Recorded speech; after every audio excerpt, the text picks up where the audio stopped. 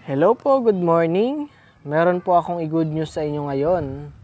Sa mga nag-aabang po para kay Bella Vita, Alaminos, Laguna, located po dito sa may barangay San Agustin, is magkakaroon po tayo ng new reopen this August 4, 2025. Siyempre, napaka-accessible po ng location nito para po sa mga nakakaalam or mga nakatira dito. So, tabing highway lang po yung entrance gate nito. And malapit lang to sa SM Santo Tomas. Malapit po to sa mga trabaho, sa mga malalaking malls. And yun nga po, mas malapit ito papuntang Manila.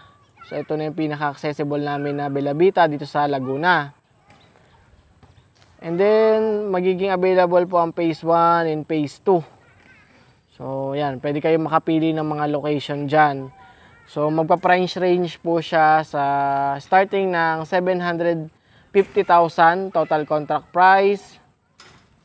Sa kanyang monthly amortization naman sa Pag-ibig, aabot lang na nasa 4,200 pataas. So depende po sa unit na makukuha nyo, kung poly-inner or poly-end. Yung mga poly-end kasi natin, medyo malalaki yung lot area. Baka may maging available. Is yun, papatak na yun na syempre medyo mataas kapag mas malaki yung ating lot area. So yun ang good news ko sa inyo. And then available po ito through Pag-ibig financing.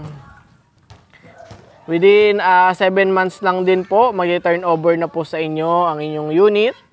Pwede na po kayong makalipat anytime. Then sa kanyang itong row house po na to, ang kanyang turnover ay meron ng tiles, 40 by 40 tiles, tapos window grills, painted na po ang harap at likod, yung labas at loob. Sa banyo naman, naka-tiles na din, tsaka naka-ceiling na. Ang lot area po nito, standard lot area, 36 square meter, and 22 square meter naman ang floor area. So ayan no, ganyan kaganda.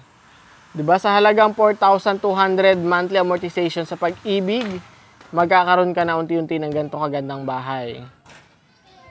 Kahit kayo ay locally employed, OFW, or with business, basta meron kayo Pag-ibig membership, pwedeng-pwede na po kayo maka-avail dito.